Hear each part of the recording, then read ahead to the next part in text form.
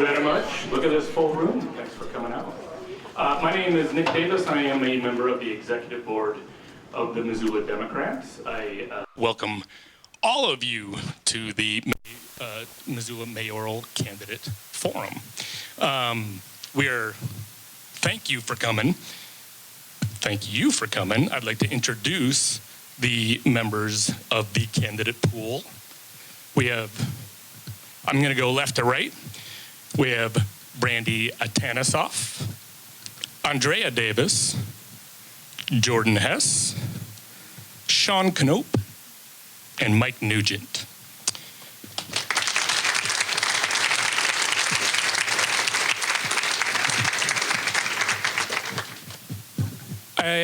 Our moderator tonight, the chair of the Missoula Dams, Andy Nelson, I might add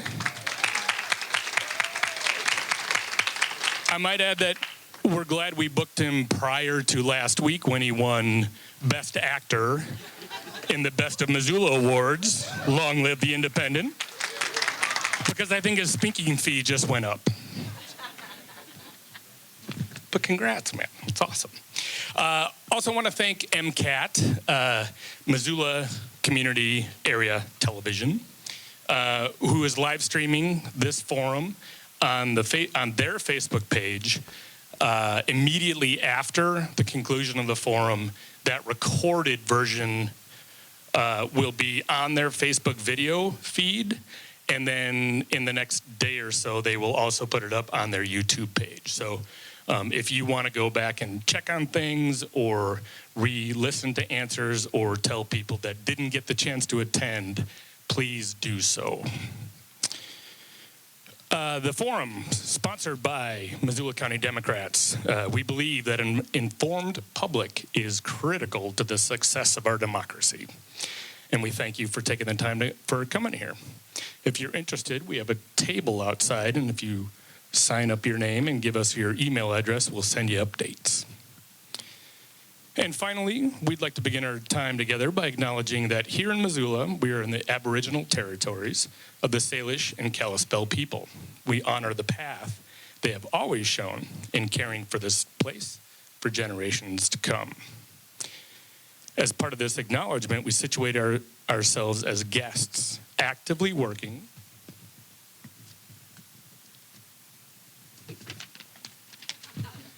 as I am actively working to turn the page, against colonialism and injustice. We thank the people of Turtle Island, the first people, for the privilege of learning in this space.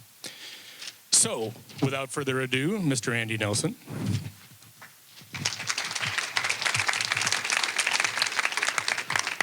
Alrighty, folks, let's get this party started. My name's Andy. I'm the chair of the Missoula County Democrats, and I'll be your moderator for tonight. We have a lot of business to cover, so we're going to get right down to it. We have 90 minutes to do this thing.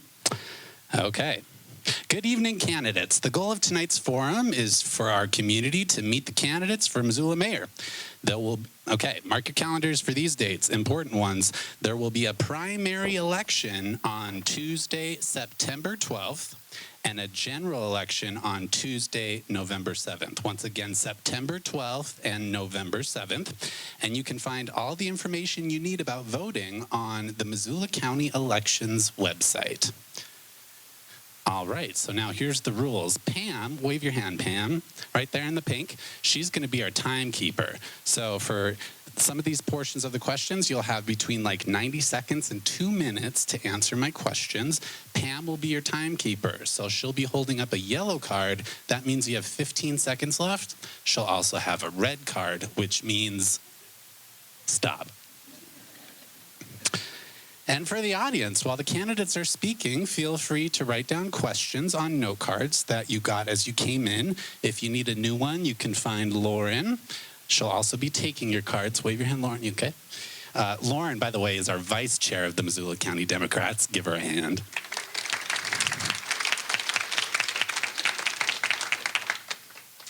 And we'll pick up the cards throughout the evening, and then towards the end, we'll have the question and answer session from attendees in the audience. All right. Well, let's get this started. The first portion is 10 minutes. Each candidate will have 2 minutes to answer my question. But first, we'd like to introduce you to all the audience. Okay, here we go. Ready? You ready? Okay. We want to know something personal. Why don't you start by telling us a little bit about yourself? And let's start with Brandy. 2 minutes. Thank you, Andy. Does it work? There we go. Thank you, it. Andy and Missoula. I am grateful to be here today. So I started out at financial aid at the University of Montana, and I was a loan specialist and a financial aid specialist there. I learned a lot about how we are restricted by regulations when working government positions and can only serve the public in so many different angles. I then moved on to I was a mortgage modification counselor in 2008 during the housing crash. I worked within the Office of Neighborhoods with the city as an intern for a while, which taught me a lot about the inside of our city government, who connects to who, how information gets from one place to another. I also, a big part of my understanding of this angle is I worked with people that were disabled for a while, helping them navigate the hurdles they are encountering, staying in their home and helping them to learn to do the behaviors they need to keep maintaining staying in their home through resources and physical therapy and just getting them to the outlets that they have. Recently, I've done a lot of public relations, and I've used that to kind of find ways to navigate political conflicts in a manner that every single person sitting at a table feels heard. So my recent work of navigating different ways to communicate to resolve political issues brought me to run for mayor. So thank you for this opportunity. Andrea Davis.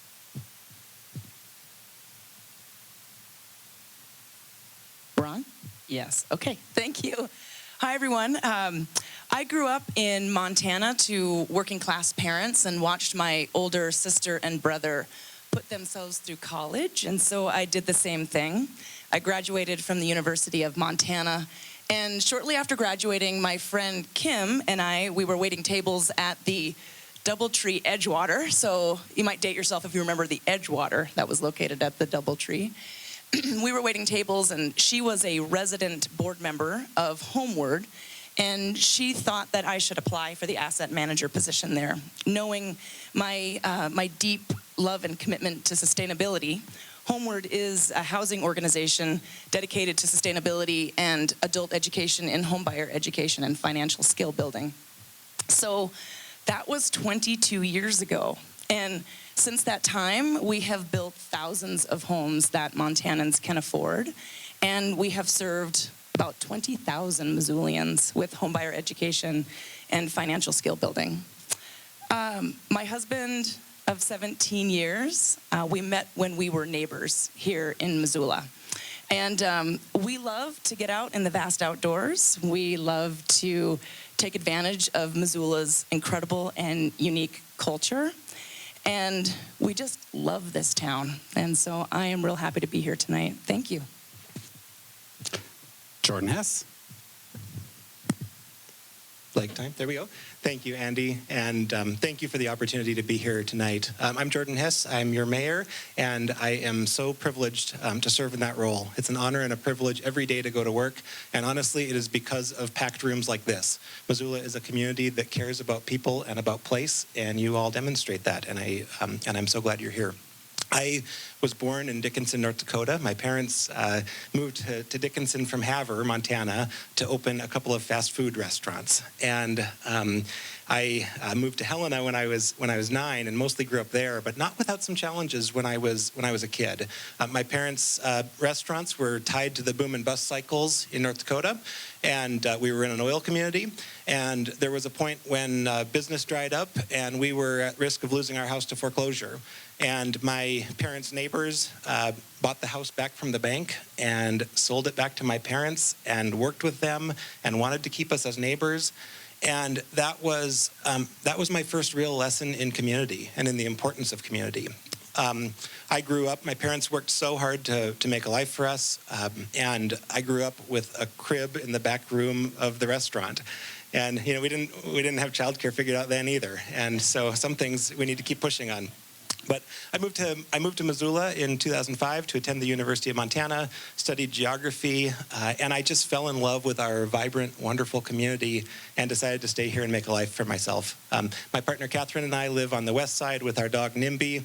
It is a housing reference. And we are so fortunate to live here. You know, one of the things about Missoula, I like to volunteer. I like to participate in the community. I like to know my brewer and my banker and my farmer. And that's one of the beautiful things about our community.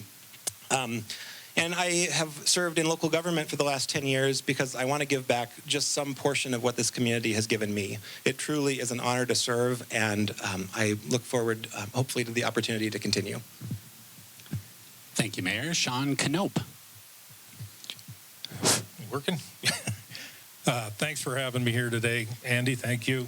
Missoula Democrats, thank you. I was born in Polson, grew up in Missoula, had to move away for work for about 17 years. Was fortunate enough to be able to come back home in 2000, bought a restaurant and bought a job. Missoula's always been a tough place to make a living. It seems to be getting better, but then the prices are getting higher, so it just continues to be a struggle to live here. I would like to see that change. I love this community. I grew up here. I've been involved with probably half the people in this room with fixing their homes. Nick Davis in Little League. I donate my time. I volunteered with the Kiwanis just the other night at a concert. Love to give back, and that's one of the reasons I'm running for mayor, is to give back. I feel it's time to give back to my community some more. My background is mostly in construction. I've gone through the ups and downs of all the construction booms and pitfalls. That's why I've had to move around a bit. Now we're riding this wave that doesn't seem to want to stop. So that's about all I got. I'll save some time for everybody else. Thank you. Thank you, Sean. And Mike Nugent. Do you mind if I stand up? I think that people might struggle to see us all. Sure. All right. All right. My name is Mike Nugent. I am born and raised here in Missoula. My wife is actually also from Missoula. We met at UM while going to school. So just conveniently, I met a Missoula woman and got married.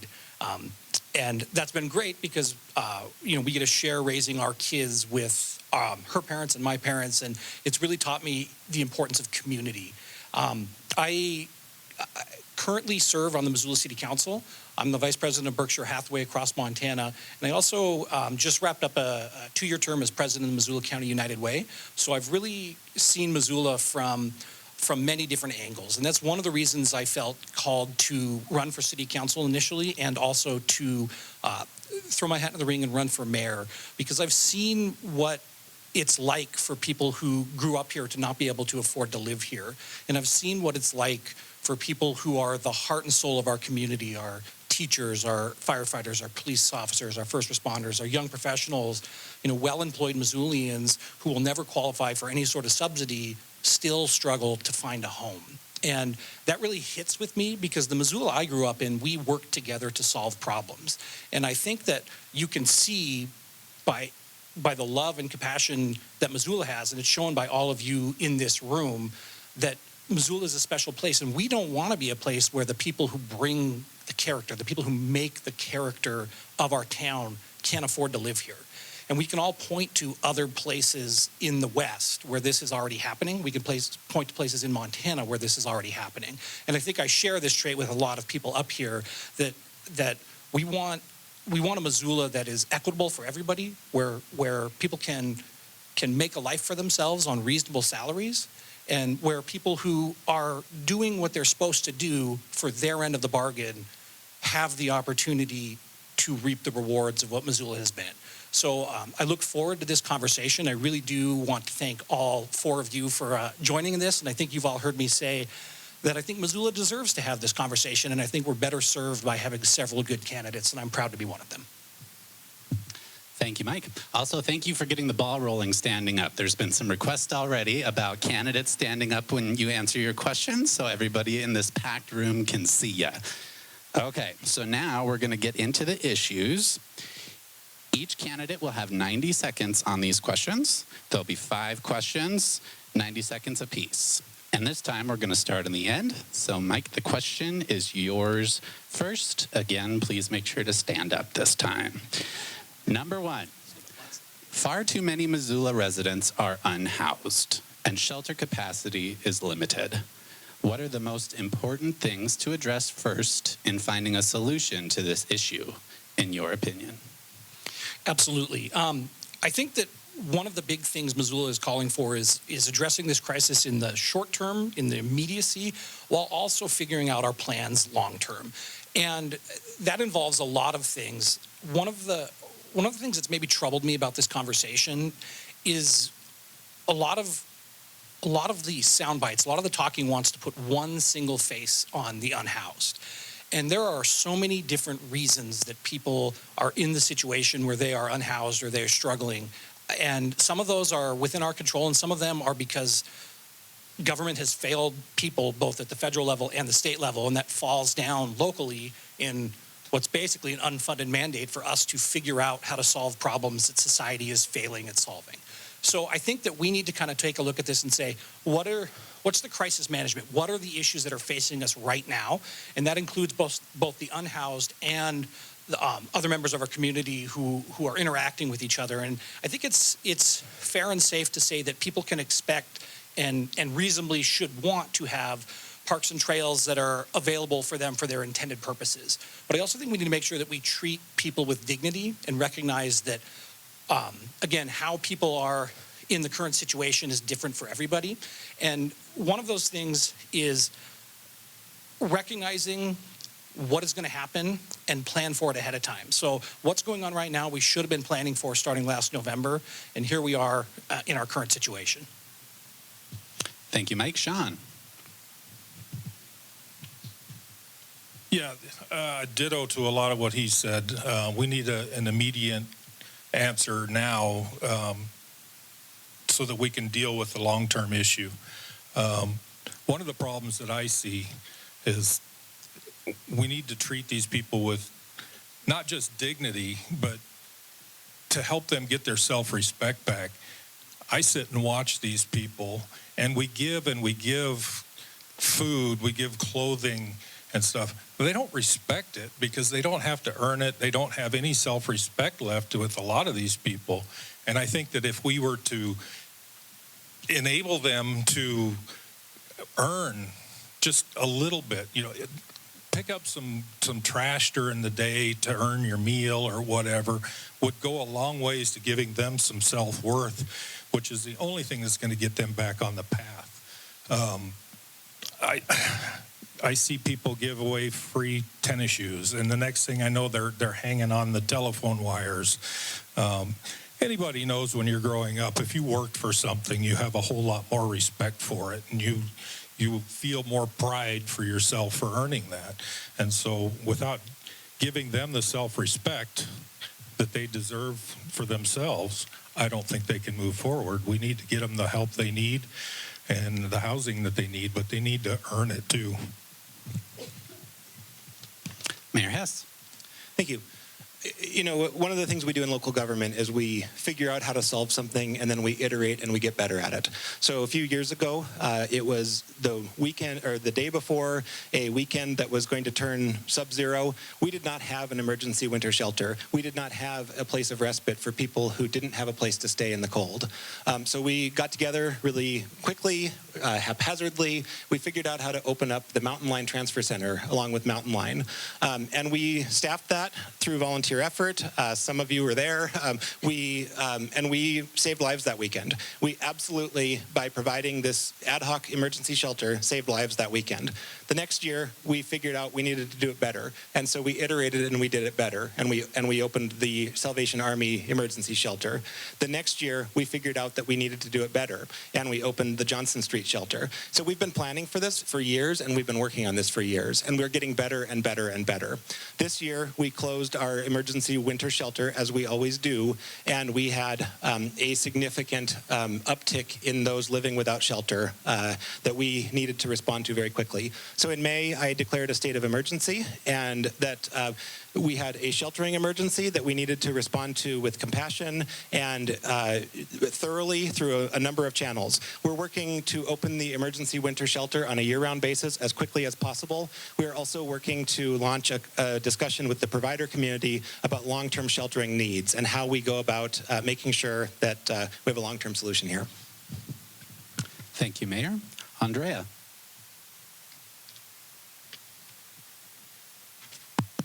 Okay, it's working. Thank you for the question, Andy. The question is, what are some short-term solutions, or what is the thing that we need to do right now? And I concur with much of what has been said. In addition to what Mayor Hess has given as a summary of things that we have tried and then corrected and continued on in our community, we currently still have many unhoused people that are camping around our town, and obviously several people are very concerned about the health and safety of our residents, but also our unhoused residents in terms of the fact that we need to find a dignified situation for a solution for an undignified situation. I do think that if we have the opportunity to designate a sanctioned camp spot where we actually put our resources into garbage collection and bathrooms, temporary bathrooms, we have the opportunity to offer people water, and we can also bring services to that location. We have a better chance of connecting people with existing resources in our community. But right now, when we move people from location to location, we are utilizing taxpayer dollars to do that, except we're just disrupting an already terrible situation. And so it's not going to be easy to have a campsite in our community, but this is a two-way door opportunity. Just like Mayor Hess said, we try something, and then if it doesn't work, we assess it and we move forward. But this is our opportunity for us to make sure that we give folks a dignified situation and predictability for you and I. Thank you, Andrea. And Brandy. Thank you. So a while back, we had some guy comment on one of our posts that we needed to bring militia in to deal with our homeless. So I went out into the middle of all homeless situations in town and started asking questions. And what I heard from the mass population of everyone that I asked questions to was that they get everything taken care of, and they prefer to panhandle for the soda and their relief things that they need. So I've worked with people that need to stand up after adverse events a lot. And so a lot of people go through an adverse event before becoming homeless, and being homeless is an adverse event. You don't have shelter, you have to find your food, you have to be reliant on people to survive. So the longer you're in that state, the harder it is for you to repeat behaviors that you're doing when you're not in survival mode. So in order for us to fix this problem, we need to have structure. So that, like candidate Knope said, you need to put your feet in front of each other, one after another, to get to your destination. And if you are not moving your feet forward and you're not doing the behaviors that you need to do to survive, you're still going to be laying there, only you're going to be making it normalized. When I walk into a group and they say this is what we do, no one else challenges it. So I would really like to see structure, and thank you for the topic. All right. Moving on to question number 2. This time we'll start in the middle with Mayor Hess, then we'll bounce to Andrea, Sean, Brandy, and Mike Nugent. Okay, number 2. Missoula is in the position where housing costs are rising faster than household income. The median family income in Missoula County has risen just 15% since 2010, while the median home sales price has risen 109%. We just talked about housing for those who are unhoused. Could you share with us what you do to support affordable housing for the workforce earning between 80 and 120% of median income? Yeah, absolutely. It's a great question, and it's probably front of mind for everyone in the audience. There's a lot going on the housing front, and I'll try to run through it quickly. So first of all, we need to reform our land use code, and we are working on that. I launched that process as chair of the Land Use and Planning Committee, along with Mayor Engen. To me, there are three aspects to that. So there's the vision. What do we want our community to look like? What do we want it to? What attributes do we want our community to have as we grow? There's the regulatory side. How do we actually connect the vision to the zoning, to the subdivision regulations, and connect those dots? And then there's the process piece. If you go in to get a building permit or a zoning permit, how is that process? Is it clunky? Is it time-consuming? Can we find efficiencies? And so that is a three-tiered process that is underway. It's a once-in-a-generation opportunity, and we're about a year into it, and it's an exciting process. The next piece is direct participation in our housing market. We're doing that through investments in the Scott Street housing development that you've heard about, in redevelopment of the Sleepy Inn site, and in sites around our community. And that is taking city-owned land and land banking it and offering it for development of housing that Missoulians can afford. And the last piece is an incentive structure. So how do we incentivize how do we incentivize private developers to develop housing that Missoulians can afford? And can we offer incentives that create conditions where that's beneficial for developers? So it's all of the above strategy. Thank you, Mayor. Andrea. Thank you, Andy. So the question is, how can we provide home options for people that are earning between 80 and 120% of the area median income? Thank you for this question. My 22-year career has been dedicated to it. And every single candidate up here, we really share a very similar platform because we all know what Missoula needs. And I would say that that really is what that helps me stand apart as a candidate, is that I am the only expert up here with 15 years as an executive director in a housing organization delivering what you just asked. Our homebuyer education program, in fact, is geared towards folks that are earning 80% and above, because we are seeking out home options which we don't have right now. Our first-time homebuyers are trying to find a place to live. So as Mayor has said, the city has the opportunity to create the foundation by which the private market can react and build homes that are affordable. We do that through an updated zoning code and a more streamlined development process, a more predictable process for the private market. But in addition, we have our city housing policy, where we have an affordable housing trust fund that we have funded here locally. And one thing that we really need to continue to go after as a city, and as your mayor, I would continue to advocate, as I have as the chair of the Montana Housing Coalition, to make sure that we are creating statewide policy to create more capital and financing to build homes that are affordable for people that are earning 80% and above. And lastly, we need to continue to advocate at the federal level for these resources, because to date, that has been everything that we have depended on in our community, and we need to continue to do that. Thank you, Andrea. Sean. Yeah, question. Is working? Okay. Everybody up here knows the problem. The problem is finding the solution to this problem. I'm working on a deal for a 14-acre plot to do title-deeded condominiums so that we can get people, first-time home buyers, get into something that they can build a little equity in it. But at the same time, it can only go up with the rate of inflation.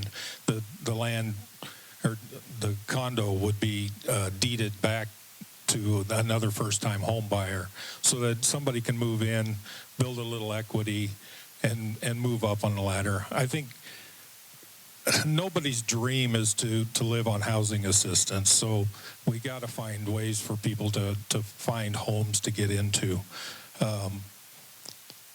Like I said, I'm working on a 14-acre project that the interest rates hopefully has not killed it, but getting some land donated to get this going. I think that's the only way to give people a leg up in this town is to help them get their first-time home buyer deeded. Thank you.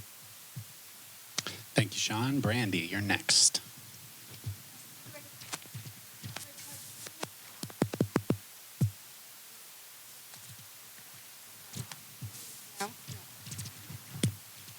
Okay. I am sitting up here with people that, Andrea is right. She does have us on this and has been doing it and has been eating, sleeping, and breathing it for many, many years. So I'm going to say random things. We need to prepare people. So I talked to someone and they said that most people are probably out from being able to buy real estate that work here now. So if our town understands that we're moving in that direction, then we need to shift and we need to educate and we need to make classes where we say this is how you budget to stay within this town's price, because the commissioners released a report that stated that anyone making less than $96,000 annually is going to need some kind of policy or government subsidy to pay for housing in Missoula. So if that is true, then the responsible and wise thing to do right now is to say, all right, we need to help our kids correctly rather than make up a story that does not exist. And what that would be would change the angle at which we educate people about how to live, how to survive, what does it cost, how should you spend your money, this is the housing that we have available, these are the resources that you have available, and this is the amount of hours that you need to put your feet forward. Because at the end of the day, no one wants to see people that they love unhoused in this town, because we all grew up together. Every single one of us. Everyone knows everyone here. So if we need to stand together, we need to stand together and just be honest. Thank you. I echo a lot of what my I want to say colleagues, because that's just used to people, so that's what we're going to go with, have said. I also realize that every one of my answers I keep running into the red card, so I have a lot of information about housing on my website, nugentformissoula.com. I encourage you to go check it out because I have put a lot of thought into this. I am the only candidate up here that has seen housing from multiple sides. I've seen it from the private sector. I've seen it from the affordable housing sector as a commissioner on the board of the Missoula Housing Authority, and I've seen it from the regulatory side on city council. And I will tell you with certainty that there is no one answer for housing. We have to be working on solutions across the board, and the 80 to 120% AMI is important. So is less than 80, and honestly, so is more than 120. Because the sad truth about Missoula right now is people making 120% of the area median income can't afford to live here. We have serious housing cost problems. And one of the things I've discovered in my brief time on council, I like to say enough to be experienced but not long enough to be entrenched in the status quo, is we like to talk about our serious housing problems, but we are afraid of the tough conversations to fix them. And we are afraid of giving up a little bit of control to help the people who want to help us solve our problems solve them. It takes far too long to get projects approved. It takes far too long to get building permits. I've been part of a group that's been working for 3 sessions to get the land use and planning codes updated at the state level, which we were able to do this session to hopefully improve that. And I look to help to do more of that as mayor. Thank you, Mike. Okay, y'all, we're down to 2 mics, so now you really got to share. I'm keeping mine. Okay, so for question number 3, let's start with Andrea, and then we'll go to Brandy, Mayor Hess, Mike Nugent, Sean Knope. 3, okay, for climate change, the mantra has long been, think global, act local. What can Missoula do to mitigate the impacts of climate change? Oh, thank you. Think global and act local. That's been my saying lately. I love that you just said that. So what Missoula can continue to do, because Missoula has been dedicated to taking local action here for a number of years, and we have excellent advocates and plans in place. I sit on the board of Mountain Line, and I have for 11 years. We have a zero tailpipe commitment, and we now have close to 50% of our buses that are electric buses, with 2 more grants actually producing the buses that will soon get us to 90% in about 2 years. So that is one particular area that we can continue to stay focused, which is reducing our emissions. But the city of Missoula has an opportunity now, in addition to continuing with its 2050 plan, partners like the Home Resource and Climate Smart Missoula, Mountain Line, we have the opportunity to step up and access federal investments through the Infrastructure and Jobs Act and through the Inflation Reduction Act. It's a huge opportunity for us as a city to bring in capital and capacity building to our community through partnerships, whether that be through the county, the state, the University of Montana. We have the opportunity to actually bring in some a green industry, green paying jobs, and not only reducing the consumption that our city buildings in terms of electricity, so bringing in green electricity to municipal buildings, but also to our residents to reduce our cost of living. Thank you.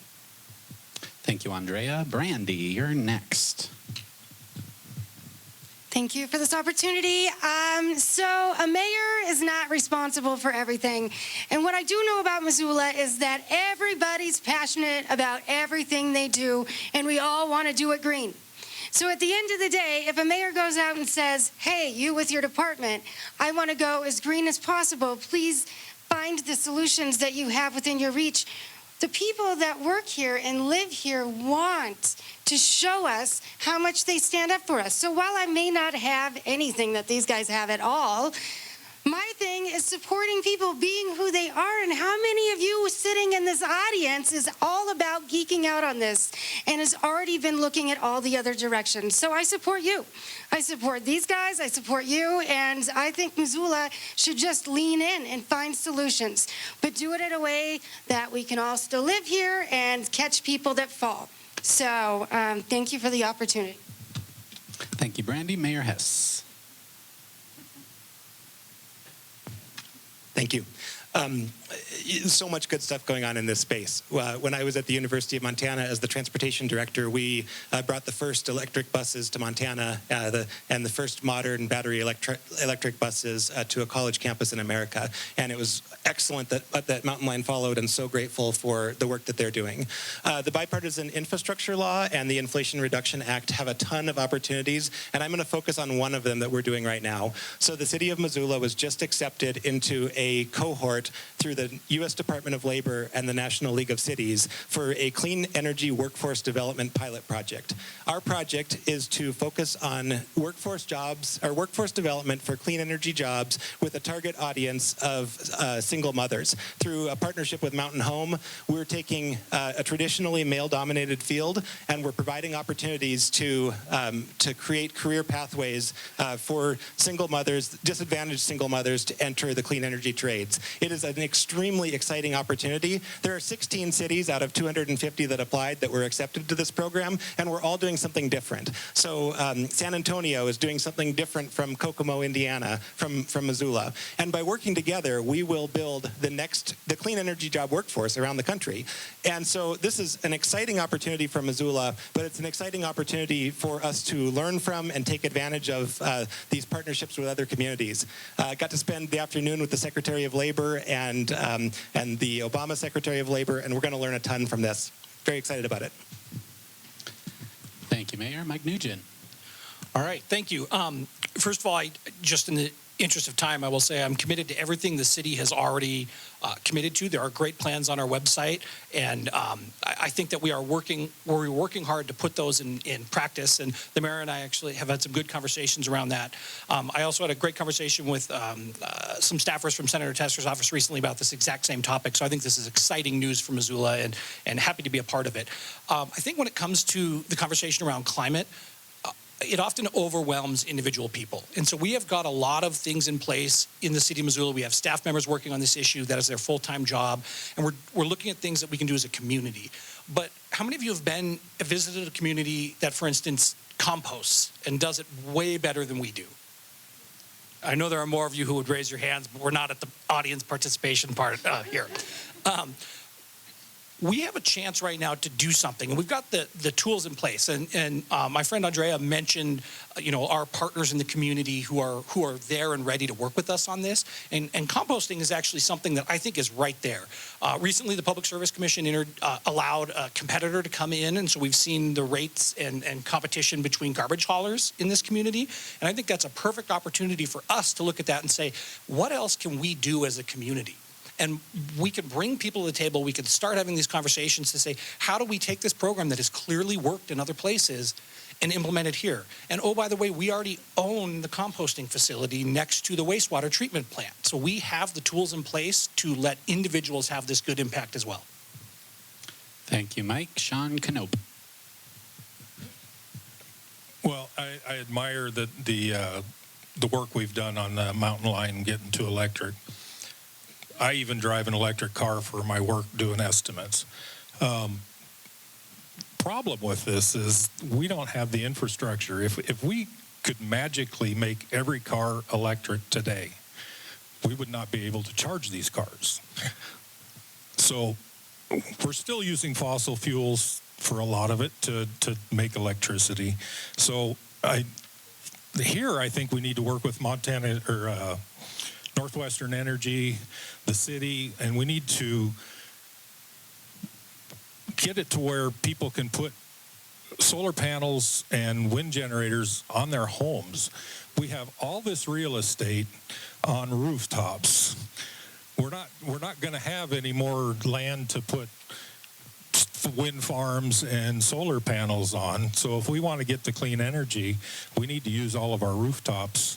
And I think that Northwestern Energy should be chipping in with Missoula, the state of Montana, and our federal government as well, to use the resource of all these rooftops to make electricity so that we can charge our electric cars, because it's the wave of the future. But like I said, if we waved a magic wand today, we'd all be in trouble. Thanks, Sean. All right, moving on to question number 4. This will start with Sean, go to Mike, then Jordan, then Andrea, then Brandy. Okay.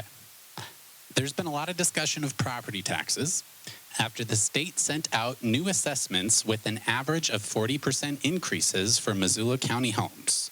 There's 2 parts to this question. Do you think the city provides good value for the tax dollars it receives? And what do you think should be done to help homeowners burdened by high property taxes?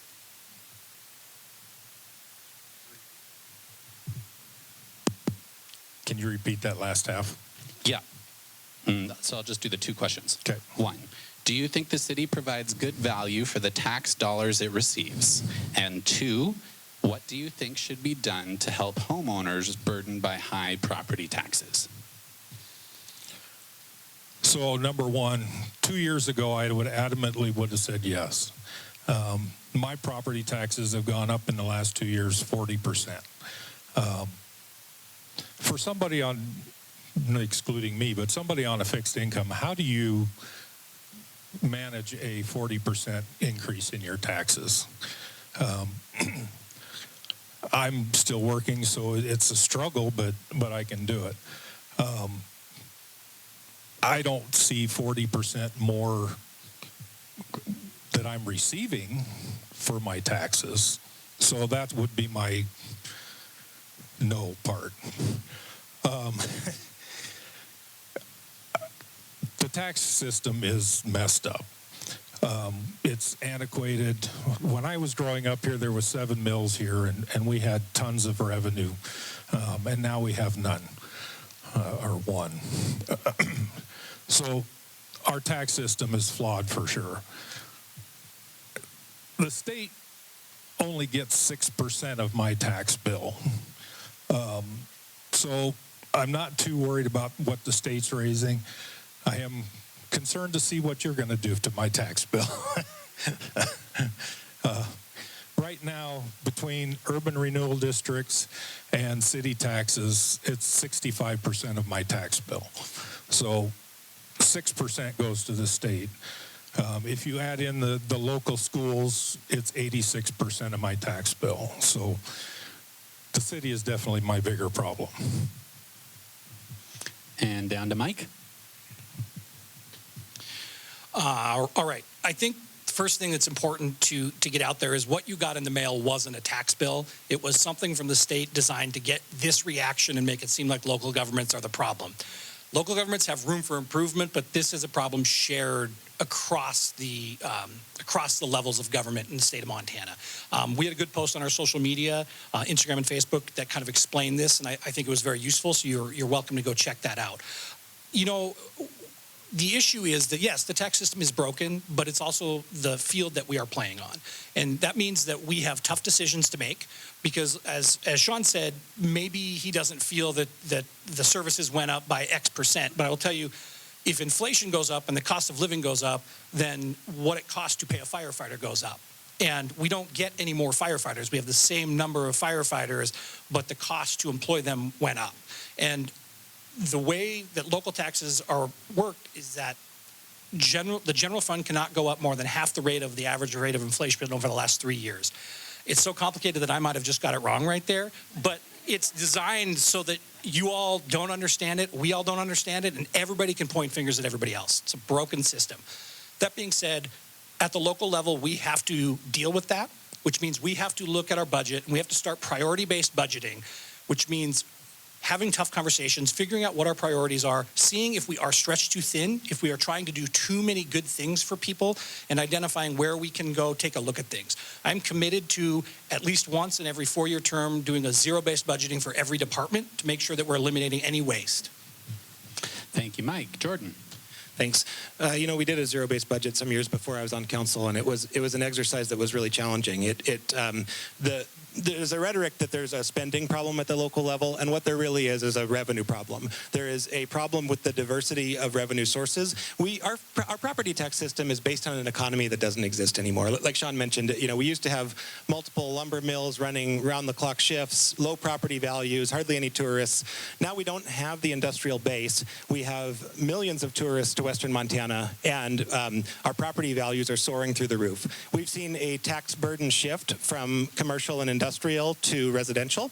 In 1999, it was about 40% residential in Missoula County.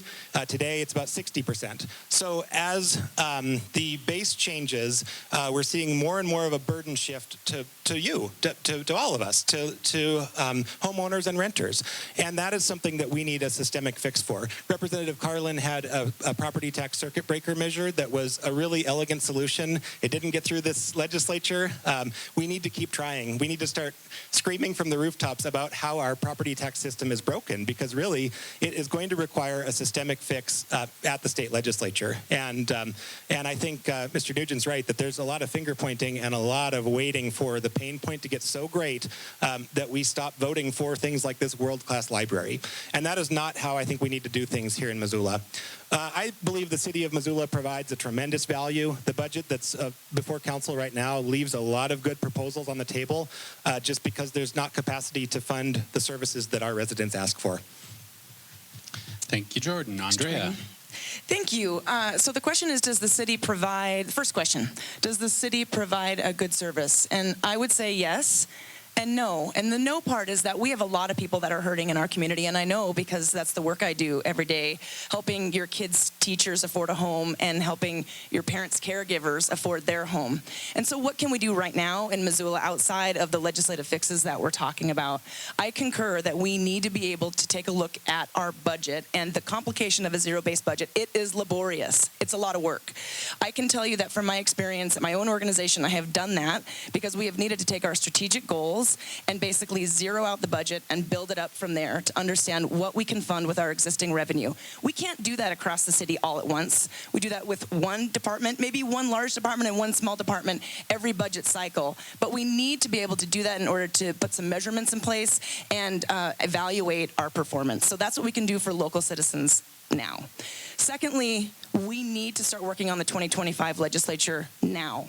My experience as the chair of the Montana Housing Coalition is what offers a unique opportunity because I have gotten legislation passed in the last 3 legislative sessions. And so the circuit breaker that Mayor has just brought up is something that has been in front of the legislature before. It is an opportunity that would give both renters and homeowners a break in their expenses because it is your income tied to the tax rate on the home.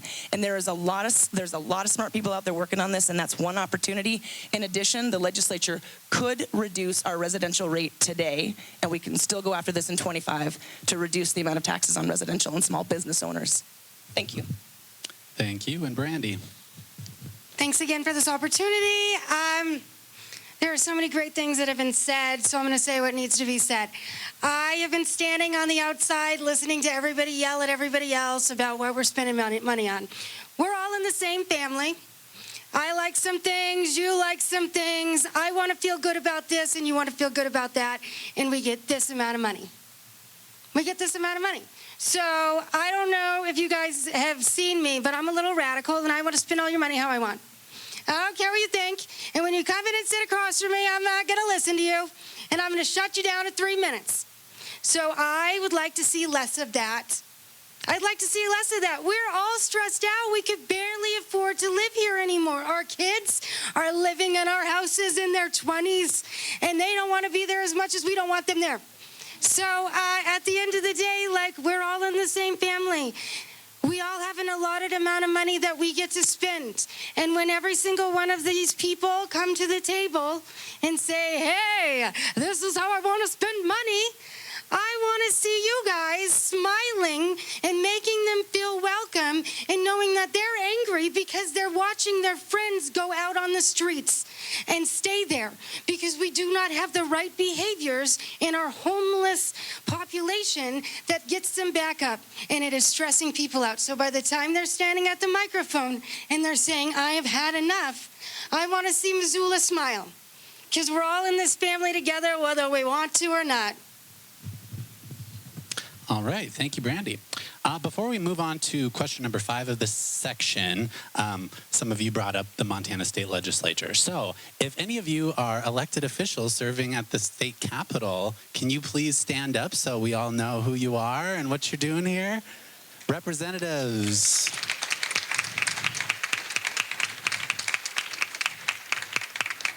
I noticed a couple of you popped by today, so I just wanted to give you a shout out. Thank you for your service as well. Okay, question number 5. With the failure of last fall's levy, Missoula's crisis intervention team and mobile support team are on shaky ground. And yet, first responders and mental health advocates are pushing for increased services from the teams. How do you value these teams, and what ideas do you have for continued funding? Let's start with Mike on the end and go this way. All right, thank you, Andy. I would start by saying neither of those teams are on shaky ground. Those are commitments from City Council. They are in the mayor's budget, and they will be funded. There's a desire for them to be funded better, and I think that that's really important because I think a lot of people don't understand what those teams do. So the CIT is based on the professional side. It's with the police department and mental health providers, and it's based around education. Then the mobile response team is the people who actually are in the van based out of the fire department, and they will go and help people in crisis. And it's helping us provide a third option when previously our first responders only had police or jail or the emergency room for people in crisis. And so I think those are commitments that I know I speak for at least 3 of the 5 up here that we absolutely stand by and are important for this community. Not only that, they are modern expectations of current governments across the country. I talked a little bit about where the ball is being dropped, and mental health is absolutely one of those. There are things that used to be helped at the federal level. There are things that used to be helped by the states that no longer happen. A couple sessions ago, the state cut caseworkers, and that is absolutely something that you could point to and say our unhoused population expanded in Missoula. So those are important tools that really we get a lot of bang for the buck to try and help solve these problems. And I am absolutely committed to not only maintaining those, but enhancing those as mayor. Thank you, Mike. Sean. I am committed to keeping those and expanding those as well. I think it's real important to hit these people in their ultimate need and try to build them back up. Again, there's much more we need to do. We need to get them the mental health help that they need. The state and federal level has left us in the dark. You know, they've closed their mental hospitals, they've cut back funding on social services, and they're leaving the cities to pick up the pieces. We really got to work hard and catch it quick. It's like you get an infection in your leg and you don't treat it, you lose your leg. These people are losing their lives and their livelihoods because they need the help. And so we've got to fund it and we've got to act on it. Thanks, and I appreciate the council commitment. It's absolutely critical that we continue to fund the mobile support team and crisis intervention training within the police department and the fire department. The mobile support team has diverted about 2,100 calls from law enforcement in calendar year 2022. So those are folks who are in crisis who they don't need a police officer showing up at their door. They need a mental health professional. They need a social worker. They need a caseworker. And frankly, as it's been mentioned, we're left to pick up the pieces for disinvestments made by at the state and federal level. And so it's really important moving forward. One thing that I have asked our team to explore is the creation of an integrated public safety department.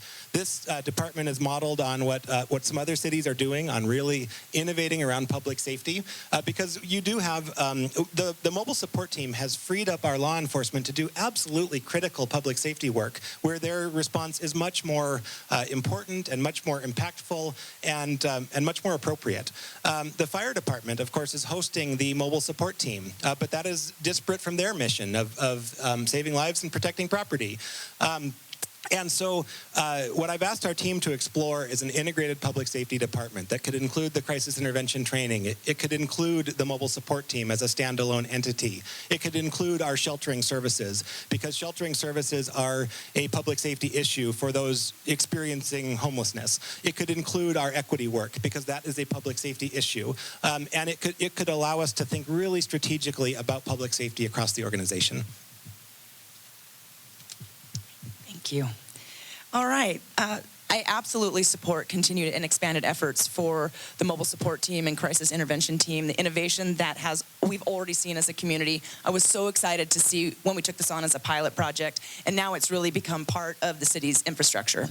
I have the pleasure of being the executive director of Homeward, and we are one of the partners building Trinity Apartments. And Trinity Apartments is 202 apartments. 172 of those are for the workforce here in Missoula, but 30 of those are permanent supportive homes with wraparound services.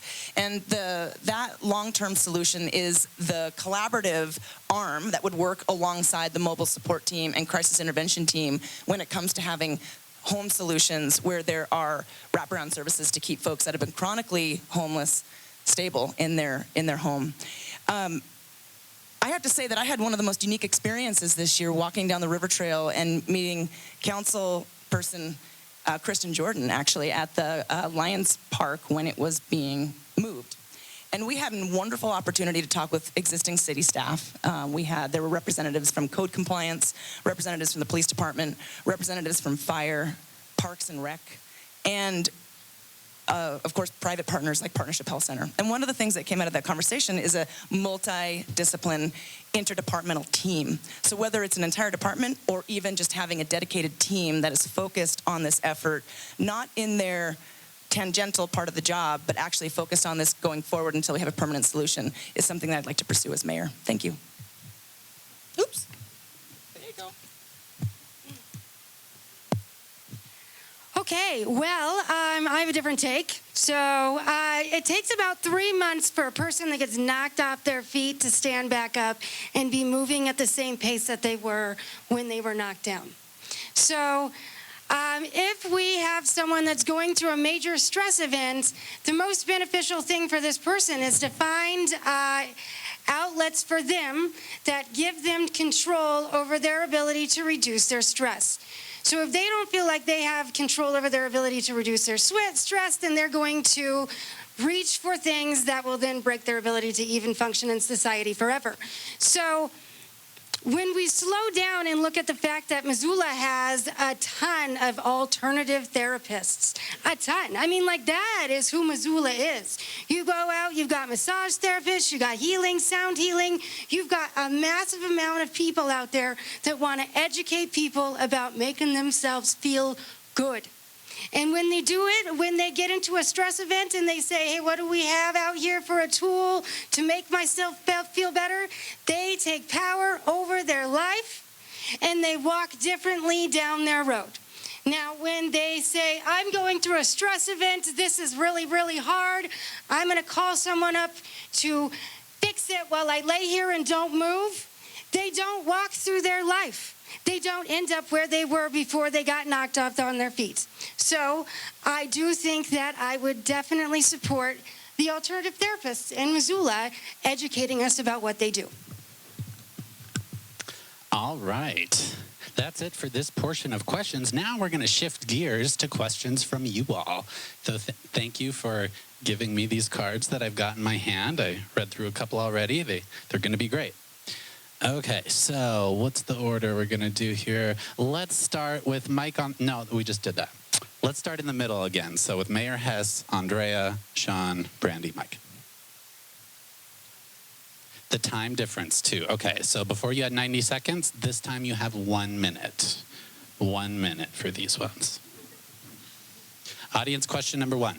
Montana is a predominantly white state with a well-documented history of discrimination against people of color. How will you, as mayor, meaningfully lead support for communities of color as we continue to build and grow in Missoula? It's a lot in a minute. We need to, first of all, establish continued government-to-government relationships with the CSKT. That is highly important. We're doing a lot of work in our Justice, Equity, Diversity, and Inclusion program to ensure that people of color feel welcome, feel supported, and have the opportunity to thrive here in the city of Missoula. That work is incredibly important. I just had a series of meetings with our refugee community about connecting our refugee community to resources. There are things that came out of that are demonstrative of issues that we need to correct in our non-discrimination ordinance. For instance, there is ethnic-based discrimination that is occurring based on a real or perceived language barrier. So that is one area where we need to address this. It requires deep engagement. It requires making relationships. It requires making connections and understanding one another and understanding our shared humanity and defining shared definitions of success. So how do we decide what kind of community we want to be together, and how do we co-create that? That is the true work of equity, and I'm out of time. There's so much more. Thank you. Andrea. Oh, okay, great. Thank you. I'm going to pick up on a fun story, Jordan, because we only have 1 minute. First, I want to thank you and Councilman Nugent for the work you've done with the Jedi work for the city of Missoula. We're leasing up the Trinity Apartments, and there is a family of 7 that have moved in from Afghanistan, and we worked to get all of the applications and lease paperwork translated over into Afghani, which is a really amazing feat. And so those kind of partnerships exist every day in Missoula, and we're going to continue doing that. One of the things that I think can be very meaningful is that the city of Missoula can be very intentional with our allies, in particular with the indigenous community, to make sure that we are coordinating not only job application and employment opportunities, but also for elected official opportunities, and really to promote this. So we have folks that are representative of a diverse community, not only, of course, of our indigenous communities, but others actually in paid and elected positions here locally. I would like to see more of that. Thank you. Thank you, Andrea. Sean. Well, in the interest of time, I'm going to ditto both of what they just said. First of all, I'm ashamed that we still have to talk about this issue. You would think after all these years we would be over this problem. But again, we've got to work hard. The Jedi program is a great program. There's much more work to be done. We need to work closer with the CSKT. Andrea's doing great work with the refugees that are coming over, and we just need to keep doing that and moving forward. Thank you. Brandy.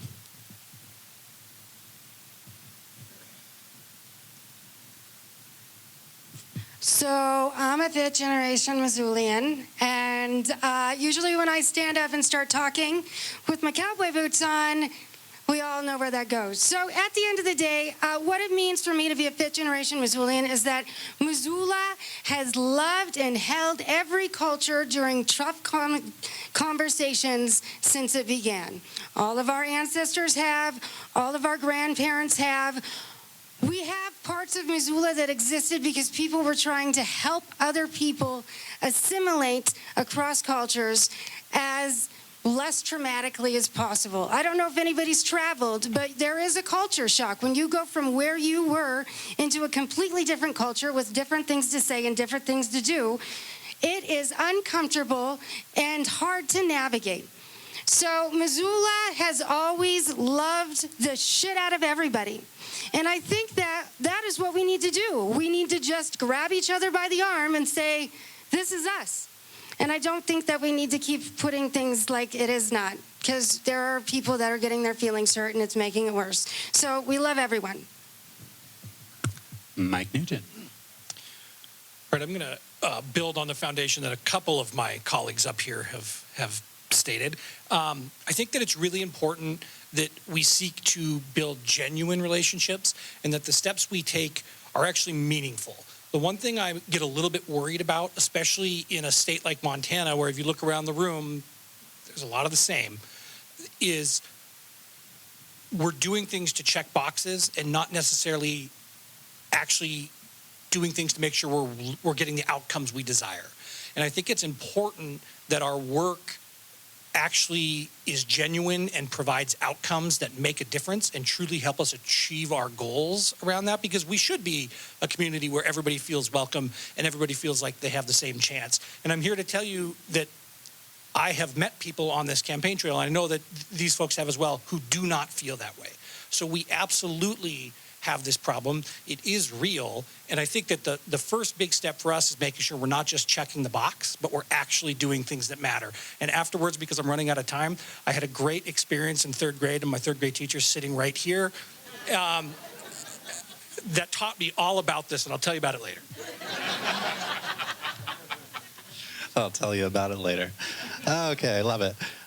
Second question. We'll start on this end with Brandy and go down the line.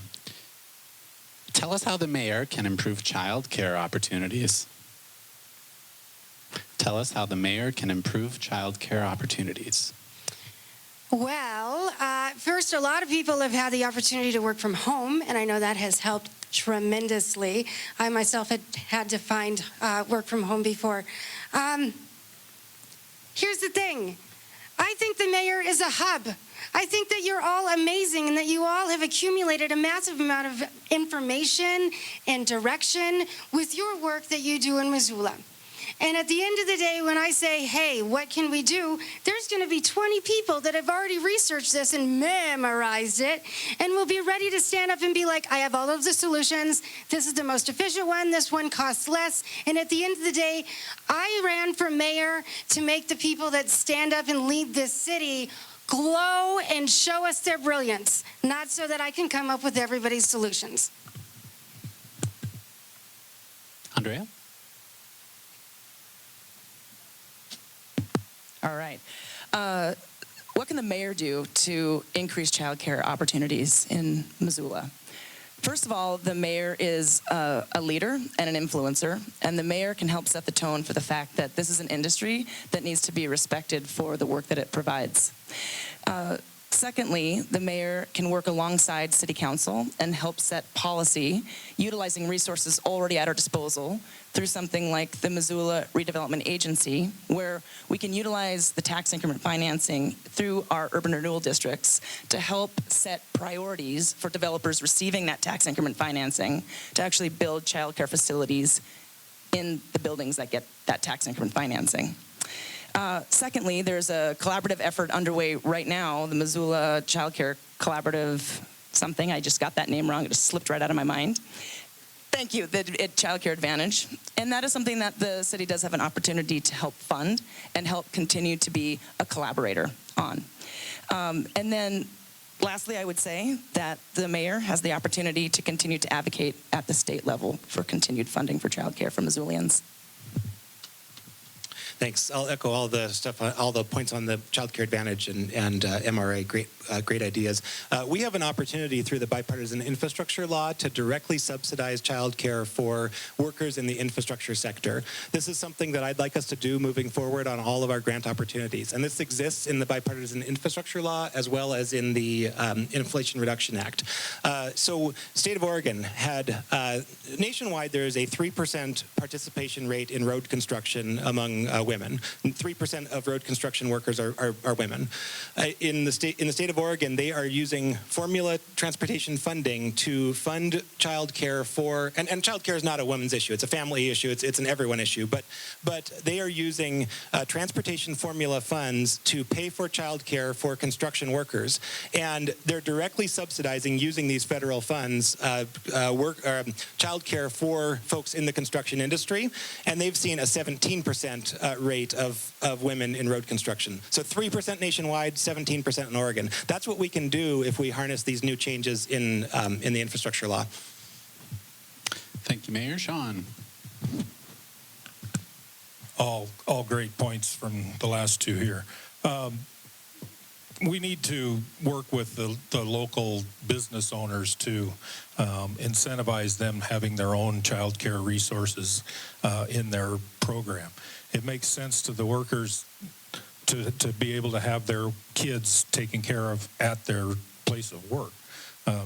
It makes sense to the business owner to be able to create that so that they don't have people calling off sick because my babysitter's not going to be able to work today. So working with the individual business owners, especially if they have more than 25 employees, is a good place to start, as well as the other programs. Thank you, Sean. Thank you, everybody. I would echo everything that everyone said. You know, I think it's easy for people who aren't immediately in this to not realize how big of an issue this is. Last year, my wife and I spent $15,000 on childcare, and that is with one of our children being in elementary school, so that's just after school care, and our other child having 2 grandma days, so that's 3 days of preschool and after school care for an elementary school student, $15,000. So just take that and think about what is a working family with 2 kids doing 5 days a week? We have a real problem. And I was very proud that during my time as president of the Missoula County United Way, that we were the organization overseeing 0 to 5 Missoula that launched the Missoula Child Care Advantage program. The city is a partner in that, and that program got a grant from the state for innovation in child care to help set up basically the infrastructure for back end so that child care providers can create their own business and they can join this group to do the back end stuff like HR and processing and supply ordering and things like that. And I think innovation like that is what we all need to see, and I think the mayor can help lead that. Thank you, Mike. For the next question, let's start with Sean, go to Mike, pop down here to Brandy, and down the line. The tone of the campaign has taken a somewhat skeptical view of the private sector. What is the role of the private sector, and more importantly, the people who work in it in local government? Boy, I wish I wasn't going first on that one. I'll repeat it. The tone of the campaign has taken a somewhat skeptical view of the private sector. What is the role of the private sector, and most importantly, the people who work in it? Who's got a good definition of private sector? It's not public sector. Private.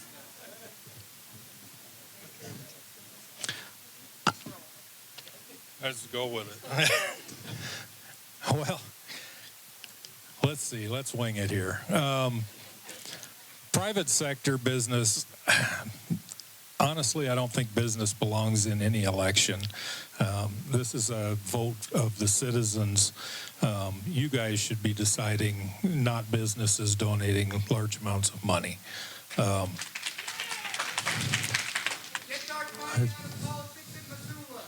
Agreed.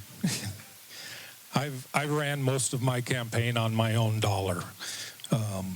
I don't believe business owners should be getting a right to move the votes one way or the other. My feelings, that's why I'm funding my own campaign. Thank you, Sean. Down to Mike. You want to go the other way? No. All right. I think this questions might be asking a different thing than Sean answered, so we can maybe try and tackle both of them. I think that the Supreme Court's done a lot of bad things, and Citizens United is one of them. And if I was a Supreme Court justice, I would have voted different. But there's a lot of other things I would have voted differently on as well. I think that's a problem, and I can tell you that I have lots of thoughts after the election on this. But laws prevent coordinating. So I will say that I think that it is important that every Missoulian gets to make their choice. And the great thing about local elections is we get to do things like this. We get to know each other. Probably every candidate up here, if you don't know us, you know somebody that knows us. And so I think that whether it's the public sector, whether it's private sector, whether it's the nonprofit sector, elections are run locally. And we are very proud to be running a local election. We have more individual donors from Missoula than any other candidate. We've raised more money from Missoula than any other candidate. I think that it's important to recognize that everybody gets a voice in a local election. Unlike statewide, unlike national, your voice matters because you know everybody voting. You know, it's the people at your coffee shop, it's the people you go to church with, on and on and on. So local is what matters. Thank you, Mike. Down to Brandy. Okay, so what I heard, and I'm going to go ahead and add an extra tenth. So what I heard is, does private business need to be in government? And so I feel like our government officials were elected to listen to everybody individually, evenly, when they show up to the table and communicate at the spaces that they were given to communicate. Now, if private businesses want to go and fund public relations tactics to help skew voting for someone over another one, that's one thing. But if private businesses want to come in and advise someone that is spending money for our city what to spend it on, I don't really think that that is an appropriate way. I think that they could probably educate people on why they think it's important, and then people can go to the places that have been given to them to have these conversations with their elected leaders, and that was the way at which city government was set up to function. Thank you, Andrea.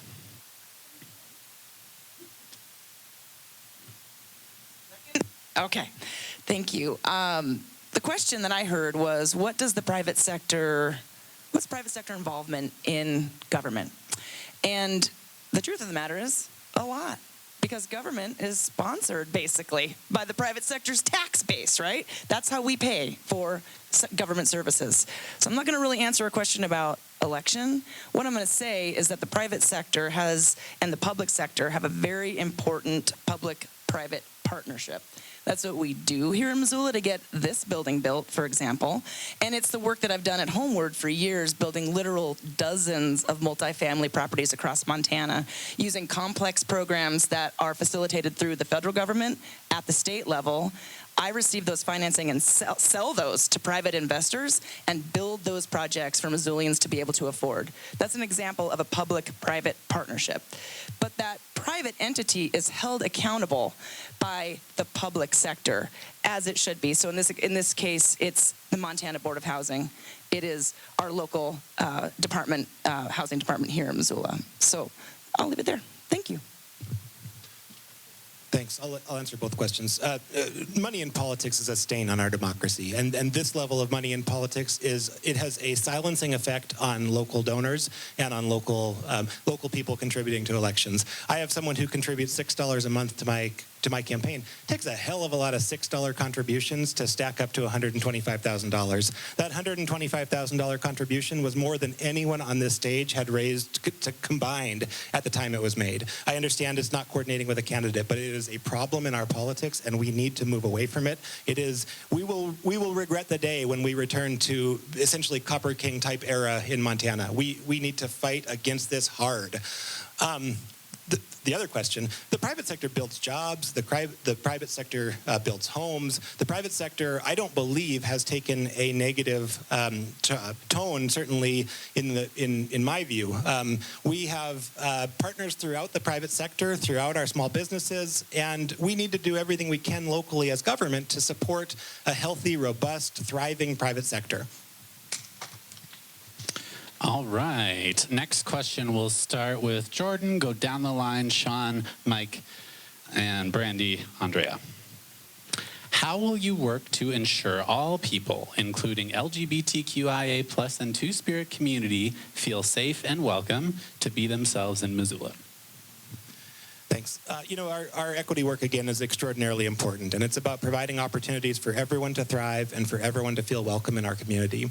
The city, I was really, really proud to lead the Pride Parade along with the center, and grateful for that opportunity, and grateful to see such an outpouring of people along that parade route, standing up for love and for inclusivity. What the legislature did this year around silencing the voices of trans individuals was absolutely shameful. It has no place in our politics. It came from a place of hate, and it came from a place of distraction for not being willing or able to deal with the actual issues that are important to Montanans, and we need to stand up against it. It is unacceptable, full stop.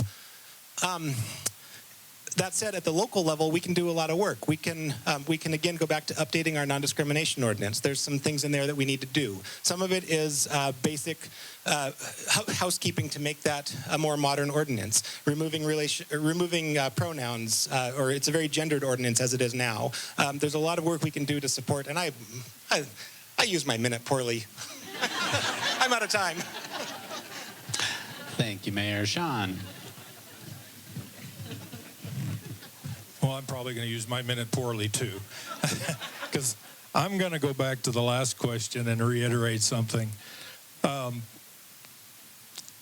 elections, especially for the mayor's elections, bring in less than 23% of registered voters. So if you want your voices to be heard and you don't want outside influences, you got to get out there and vote. Because 12% of the population should not be determining who's your next elected official.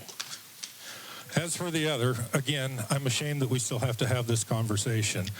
I think everybody should be included in everything. Community is what community is, and everybody is part of it. Thank you, Sean. Mike. I agree with what Sean said on a different topic. Jordan, I thought your answer was great. I'm going to say ditto and build off of it. I think that it's important that people get to be who they are. And this issue is personal to a lot of us. And I think that's, again, one of the things that makes local government special and different than every other type of government is we are just individual people living and having these same experiences in this community. And I've been proud that Missoula has been a leader on all of this over the years. Missoula was the first in the state with the non-discrimination ordinance. And as the mayor mentioned, there are opportunities for us to improve and enhance on the good work that was done previously, because that's how a lot of good living, breathing government documents work, is good progress was made, and then we take the opportunity to improve it. So I think that the vast, vast majority of Missoulians agree on this, that we just want people to be able to live comfortably who they are. And it does not matter to the rest of us who they are, as long as they are comfortable in their own skin and we have an environment that allows them to be there.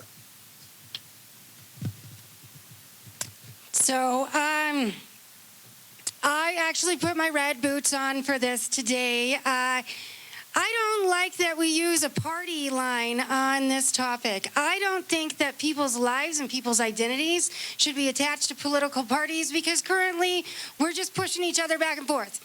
So I do not like my peers being in the middle of a push back and forth competition. We all belong here. There's a lot of people in this room that know that I like to be individual in this world, which is why I said I would rather have alternative therapists than some of the other ways we walk. So at the end of the day, what am I going to do? I'm going to be me. I'm going to stand up in the middle of this city with my red boots on and say that we love everybody, and anyone that's acting like an asshole is a jerk. And that's pretty much what sums it all up. So thank you for that question. Thank you, Brandy. Andrea. All right. In addition, we will update our anti-discrimination ordinance, and we will defend it legally if we have to, because we are going to stand up for all of our citizens, because this is about the us, it is about the we, it is about the collective in Missoula. And so we have the opportunity here to set the tone, quite frankly, for the rest of the state, and sometimes I think the rest of the country, for how we're going to continue to lead forward. And if we need to stand up in the courts, then we need to do that.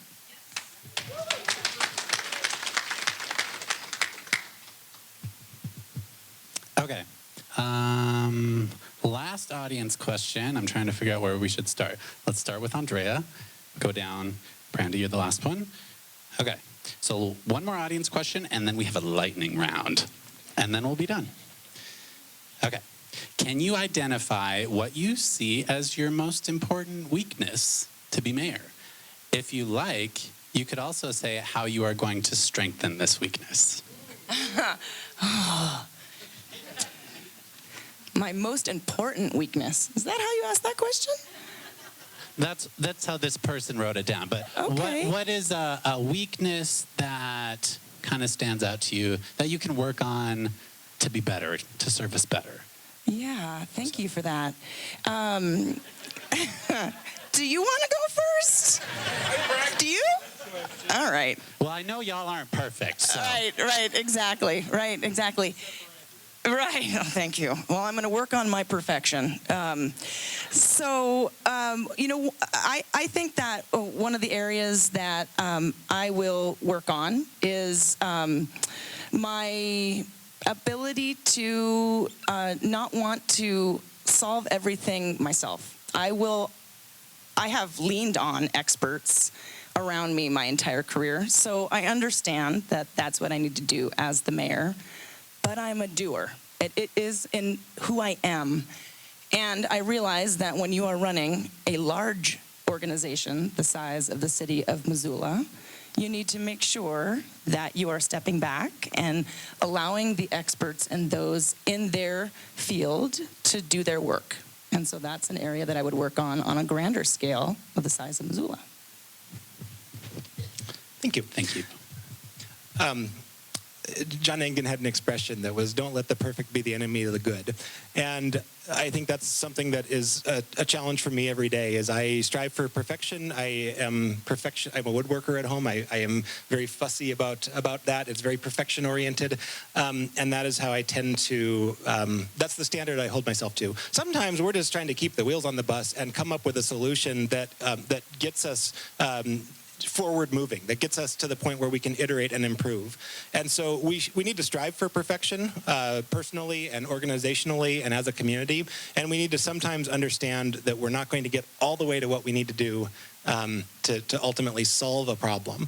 So that's something that I continually work on, is trying to do a good job and then trying to circle back and do a better job and then iterate and improve. And it's a challenge, but it's important. Thank you, Mayor. Sean? I have two. Same one Andrea has. Every boss and coworker I've ever had has said, you've got to let somebody help you. You can't do it all. I'm a doer. I get things done, but I do it too much. I stress out a little too much. My other big weakness is public speaking. So how do you fix it? You run for mayor, so you got to.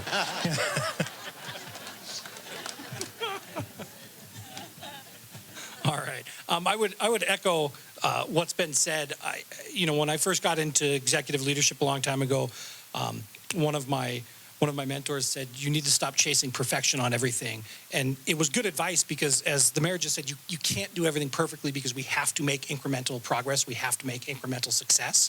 And so I think that is very important. And as Andrea said, we can't be everything to everybody all the time. And so I think those are important. Maybe a little bit more lighthearted. And Jordan and I have joked about this, but John Engen knew everybody's name. He probably would know everybody in this room. And I can't speak for the rest of you. I'm not going to know all your names. I will recognize your faces. I will smile. Hopefully my identical twin brother will smile when you think he's me on the street.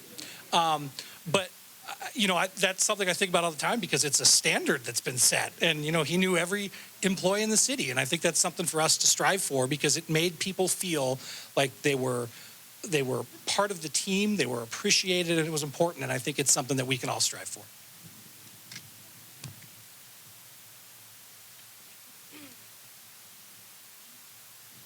Okay, so my downfall has been talking about myself. I hate talking about myself, and it really limits my ability to tell you who I am and who I am to this community. We're out here doing our thing, campaigning in our different ways, and I'm like, I need to talk about myself somehow. And then there's Mike. I'm like, for crying out loud, Mike, I do not want to sell ourselves. Let's stop doing this behavior.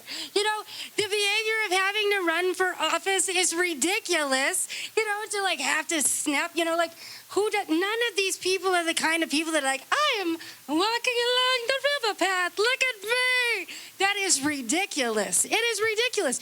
But you need it because you need to see that we like to walk around in the river path and look you in the eyes and smile and tell you that we are here to protect you. But I don't want to talk about myself. So you get what you get, and you have a lot of great candidates up here that are here to make sure our city is always going to be weird as heck.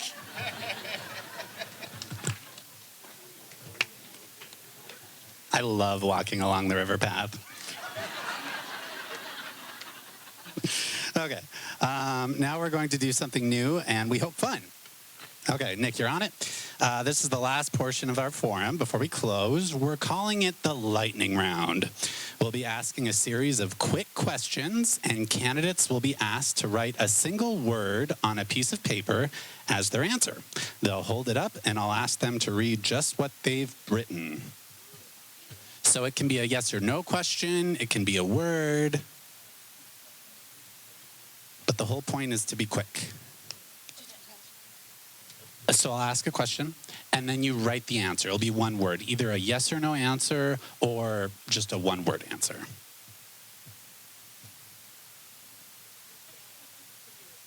Oh, yeah, and stand up after you write it. Yep. Please hold your answer up. Okay, question number one. TIF, or tax increment financing, is a tool the city has used to support building projects by providing upfront financing, which is balanced by increases in property taxes on the new developments. Do you think TIF funding has a positive impact on the city? Yes or no? So stand up and hold up your cards.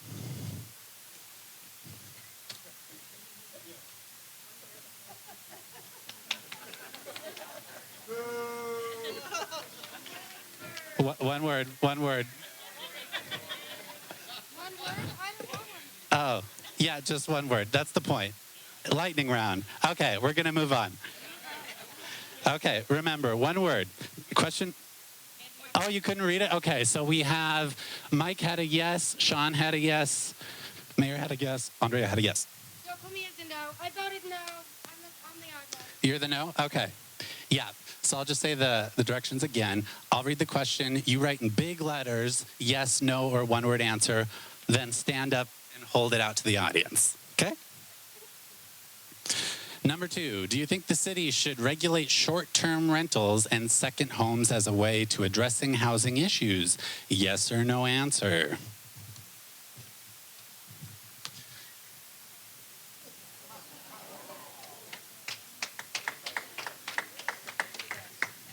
All right, thank you, thank you. Number three.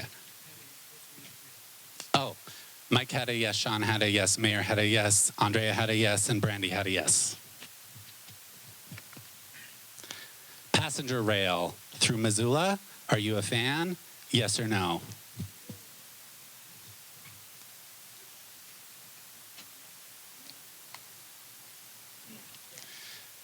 Brandy's yes, Andrea's yes, Jordan's yes, Sean is yes, Mike is a maybe.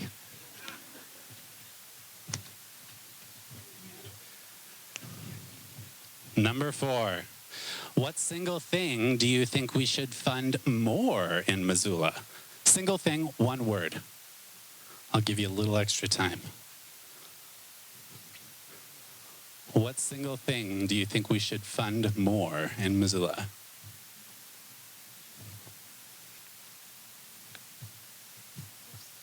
Brandy says housing subsidy. Jordan says climate. Sean says police. Mike says infrastructure. Andrea says housing.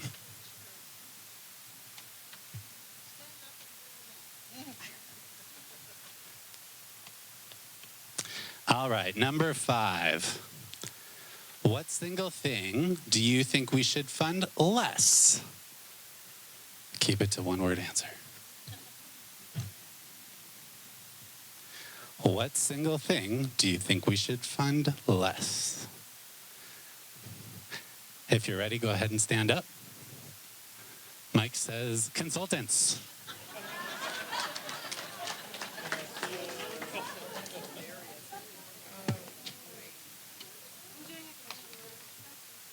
Brandy's got a question mark. Sean has consultants as well. That's a tough question.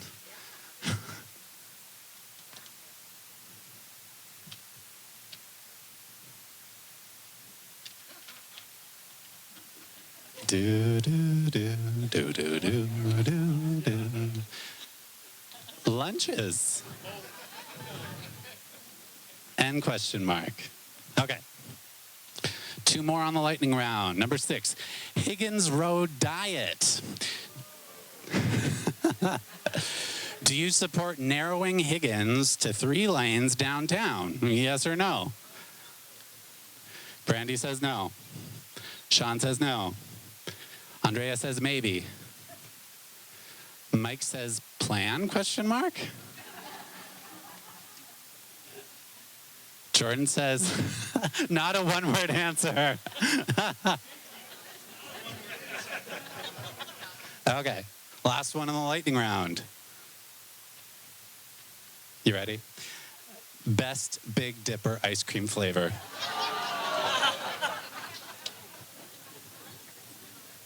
You have a little extra time for this one. All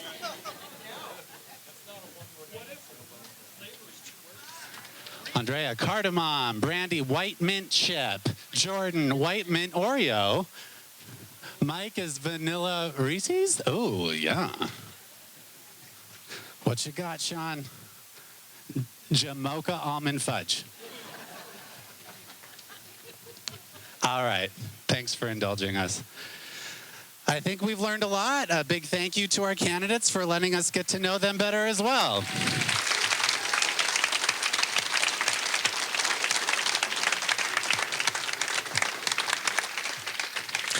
I'm really impressed with the audience turnout. Thank you for showing up today, Missoula.